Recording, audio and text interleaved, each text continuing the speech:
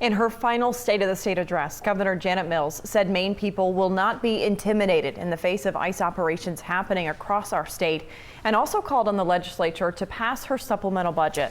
Political reporter Jackie Mundry joins us live from Augusta tonight. And Jackie, not everyone there liked what they heard from the governor tonight. John, Kathleen, as the speech was wrapping up, more than a dozen state Republican lawmakers walked out of the governor's final State of the State address as she was talking about funding reproductive health care. You want to protect women and girls, then fully fund health care for women and girls, and fully fund domestic violence shelters, and fully fund sexual assault service if you really want to protect women and girls. That was the moment more than a dozen Republican lawmakers walked out of Governor Janet Mills' State of the State address.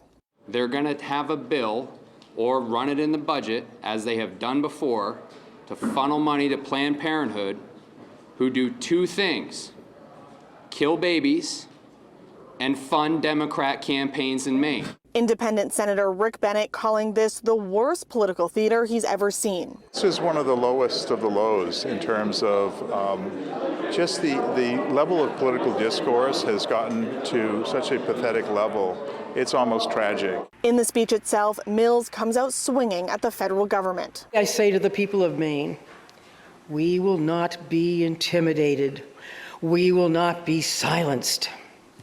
And to anyone outside these halls, including any federal officials, I say, if you seek to harm Maine people, you will have to go through me first. This as ICE agents are here in Maine conducting what it calls Operation Catch of the Day and detaining more than 200 people in the last week. Mills spent a good portion of her remarks touting her work over the last 7 years, including Maine's economic growth, claiming the state economy has grown faster than any other state under her watch. According to the National Governors Association, the gross domestic product in Maine's economy grew more than 5% in 2021, the largest increase since 1999, when Maine's independent Senator Angus King was governor. One of the biggest obstacles for many people today, whether you're a new college grad, or a young parent, an older person on fixed income, one of the biggest obstacles is the high cost of living. Mills is proposing an affordability plan, including permanent free community college, a $70 million investment in affordable health care, and sending $300 relief checks to Mainers who make less than $75,000. Mills finishing her remarks with a thank you to those who have supported her as governor and all Mainers. And to the people of Maine, it has been my greatest honor to serve as your governor these past 7 years. Thank you from the bottom of my heart.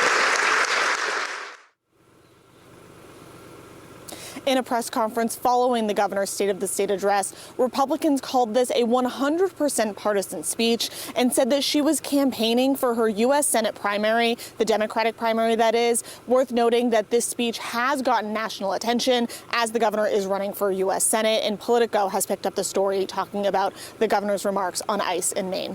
Live in Augusta, I'm Jackie Mundry for Maine's Total Coverage.